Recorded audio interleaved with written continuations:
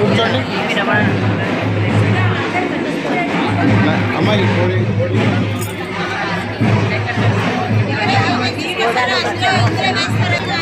నానబెట్టిన పప్పులు కానీ తెచ్చే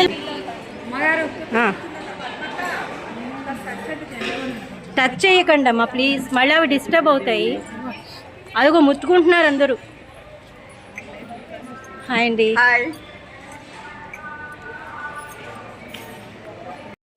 అక్కడ ఇద్దరు దేవతలు ఉంటారు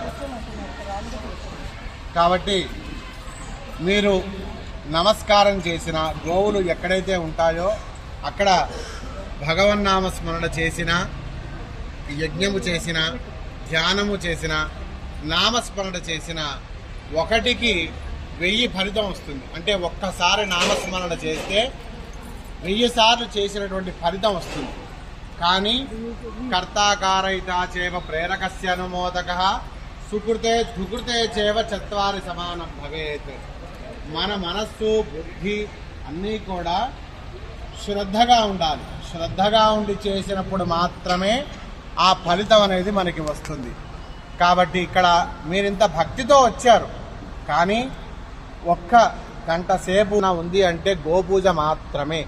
అమ్మవారికి శరీరంతో చేసేటువంటి పూజ ఏదైనా ఉంది అంటే అది కామధేను పూజ మాత్రమే. కాబట్టి అమ్మవారే ఎదురుగుండా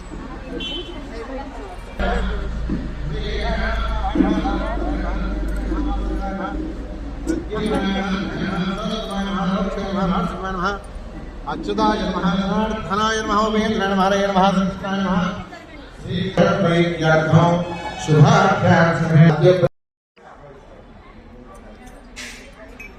ఓం ఆయుష్యాభివృద్ధ్యర్థం అస్మాకం కుటుంబానాం ఆయుష్యాభివృద్ధ్యర్థం అందరూ కూడా చెప్పండి. అస్మాకం సహ కుటుంబానాం క్షేమ ధైర్య విజయ అభయ ఆయు ఆరోగ్య ఐశ్వర్య అరిహం అర్థం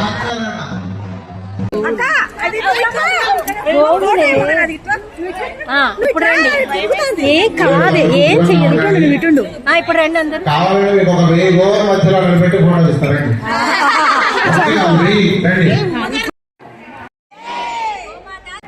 జై గోమాతా की, గోమాతా की, గోమాతా की.